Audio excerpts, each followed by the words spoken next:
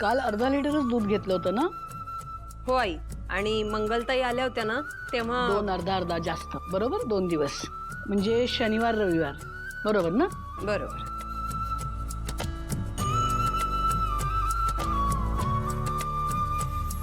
अगं बाई, अगं उद्या पूर्वीचा साखरपुडा आहे. पूर्वी म्हणजे गुणा भाऊजींची मुलगी. हो का? अरे वा, कधीच आहे मुहूर्त आणि कुठे आहे? अगं पत्रिकेवर बघते, त्यांना अगदी सांगितलंय आम्ही की येणार म्हणून. आणि बरं झालं बाई.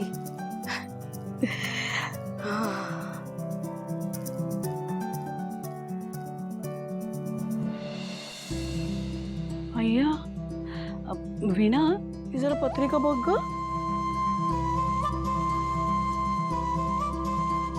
आई, अहो पूर्वीचं आणि आपल्या सिद्धूचा साखरपुडा आहे. हो ना, मला वाटलं मी वाचण्यात काहीतरी चूक करते. कोणी बोललंच नाही आपलं. म्हणजे गुणाभाऊजींना तर कदाचित माहितीच नाही की सिंचना या घरची सून आहे. सिंचनाही काही बोलली नाही. आई, त्यांना माहिती नसेल पण सिंचनाने सांगायला नको? थांब, तिला विचारते. नाही, आपल्याकडनं काही चूक व्हायला नको. आपण उगाच आपला गैरसमज करून घेऊ.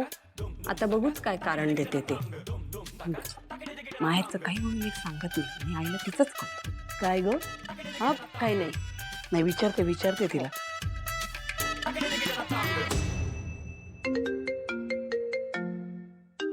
आई, हाय, बोला ना.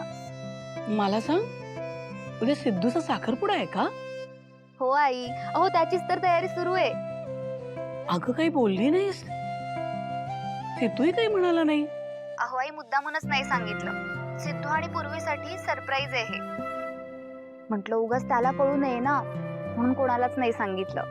अगं बाई, विसरलेच बघा. अहो पूर्वी म्हणजे कोण माहितीये का? सिद्धूची लहानपणीची मैत्रीण. दोघं पण एकाच शाळेत होते. दोघांचं छान ट्युनिंग जमतं बघा. म्हणून घरच्यांनी त्यांचं लग्न ठरवलं. अच्छा. आई, उद्या आपल्याला आई पप्पांच्या घरी जायचंय आणि मस्त एन्जॉय करायचंय.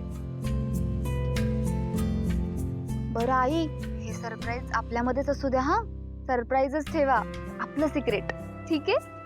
नाही, मी नाही कोणाला सांगणार आहे. बरं, ठेवते हा.